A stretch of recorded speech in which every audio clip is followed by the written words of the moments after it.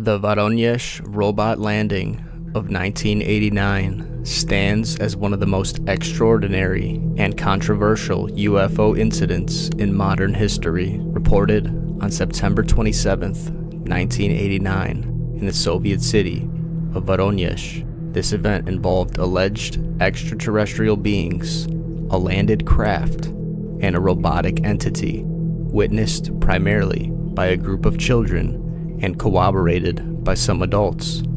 Covered extensively by the Soviet press agency, TASS, the incident unfolded during a period of unprecedented openness in the USSR, known as Glasnost, which allowed such bizarre tales to reach both domestic and international audiences.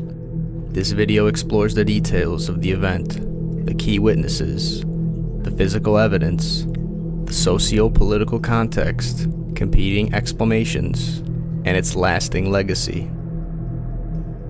On the evening of September 27th, 1989, at approximately 6:30 p.m., a group of children playing football in Yuzhny South Park, a public place in Voronezh, a city of about 900,000 people located 300 miles southeast of Moscow, noticed an unusual phenomena. According to their accounts, a pink glow appeared in the sky, morphing into a deep red ball, roughly 10 yards in diameter. The object circled above the park at a height of about 12 meters, disturbing the grass beneath it before briefly vanishing. Minutes later, it reappeared and descended to the ground, landing softly in the park. As a crowd of 30 to 40 adults gathered, some waiting at a nearby bus stop, a hatch opened on the underside of the craft. Witnesses described a humanoid figure emerging, a being approximately 9 to 12 feet tall with 3 eyes, a small head, and a disc-like device on its chest. It wore a silvery jumpsuit and bronze-colored boots. Accompanying this entity was a smaller, box-like robot described as having a mechanical gate and buttons or controls on its front. The humanoid appeared to activate the robot by pressing its chest, after which both entities stepped onto the grass. The most dramatic moment came when one boy screamed in fear.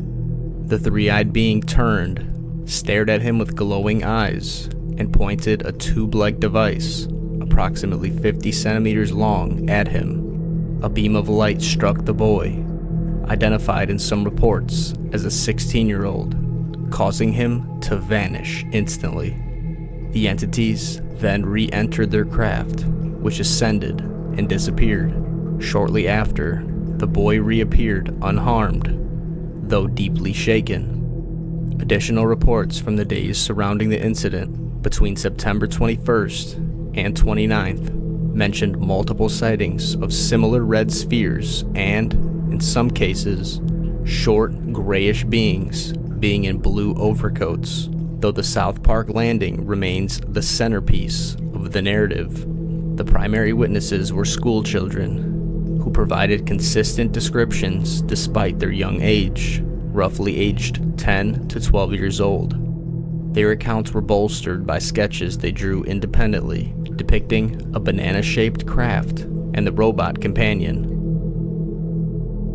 often marked with a symbol resembling the Russian letter X in the sky. These drawings, later published by researchers, added a layer of credibility to their testimony.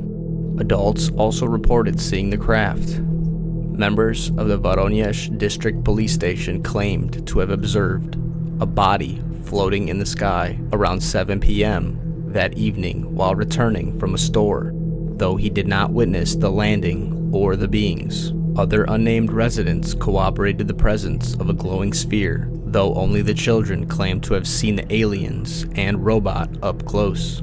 The story broke globally when TASS, the official Soviet news agency, published a report on October 9, 1989, claiming scientists have confirmed the landing and found traces of the aliens in the park. The article quoted the head of the Voronezh Geophysical Laboratory, who allegedly used biolocation, a form of dowsing, to pinpoint the exact landing site. He then later disputed parts of the TASS account, asserting that the media had exaggerated his findings and that he never confirmed an alien presence. Investigators reported several physical traces at the site: a 20-yard, 18-meter depression with 4 deep dents, likened to elephant footprints, suggested a heavy object had rested there. 2 unusual rocks, described as deep red sandstone-like material, were collected. Initial analysis reportedly indicated they contained substances not found on Earth, though further testing was deemed necessary. Soil samples revealed elevated levels of cesium, a radioactive isotope, but the University of Voronezh's vice-rector dismissed this as insignificant, possibly linked to prior contamination from Chernobyl in 1986. The Soviet Scientific Commission ordered an inquiry, and members of the Voronezh Amateur Section for the Study of Abnormal Phenomena visited the site a week later. Using radiometric analysis, ground checks, and ESP-based dowsing, they found no anomalies in the earth or vegetation beyond the initial impressions. Critics, including Soviet news correspondents, noted the lack of adult eyewitnesses to the aliens and suggested the children's imaginations might have been at play. The Voronezh incident occurred during glasnost, a policy of openness that relaxed Soviet media censorship. This shift allowed TASS and other outlets to publish sensational stories previously suppressed under strict state control. The timing is critical. Just weeks before the Berlin Wall fell on November 9th, 1989, the Soviet Union was grappling with economic decline and ideological disillusionment. Some, like the Soviet Party member quoted in Time magazine on October 23, 1989, saw UFO tales as a new opiate for the masses, replacing fading communist dreams with cosmic wonder. The story's resemblance to American pulp fiction, such as tales in Saga magazine, raised suspicions of Western influence, though TASS insisted the children probably haven't read it. The media frenzy that followed, including coverage by the New York Times, turned Voronezh into a UFO tourism hotspot, with tours offered for $95 a person. Several interpretations have emerged to explain the Voronezh event. Proponents argued the details, consistent accounts from multiple eyewitnesses, combined with physical traces, suggest a genuine alien landing. The robot and advanced technology align with classic UFO lore, and the children's isolation during sketching supports their sincerity. Skeptics poised this story was fabrication, possibly by TASS, to test media freedom or boost morale in the faltering USSR. The lack of photographic evidence, reliance on child witnesses, and the disavowal of TASS's claims fuel this theory.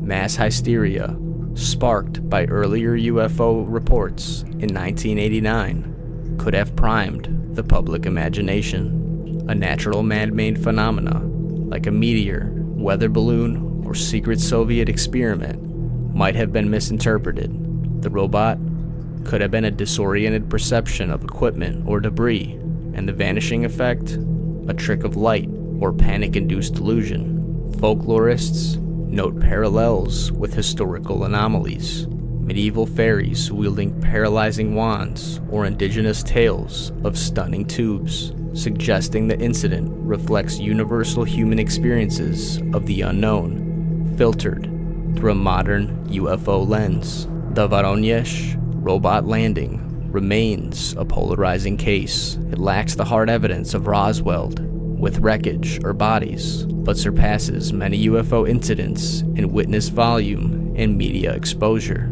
The event inspired books like the UFO Chronicles of the Soviet Union in 1992 and documentaries, cementing its place in UFO lore.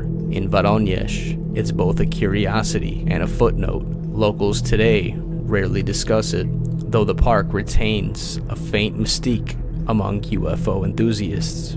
Ultimately, the incident encapsulates the chaos and curiosity of a crumbling superpower. Whether it was a cosmic visitation, a media stunt, or a collective daydream, the Voronezh robot landing endures as a testament to humanity's endless quest for answers beyond the stars. Its strangeness, three-eyed giants, a boxy robot, and a vanishing boy ensures it remains one of the wildest UFO stories ever told.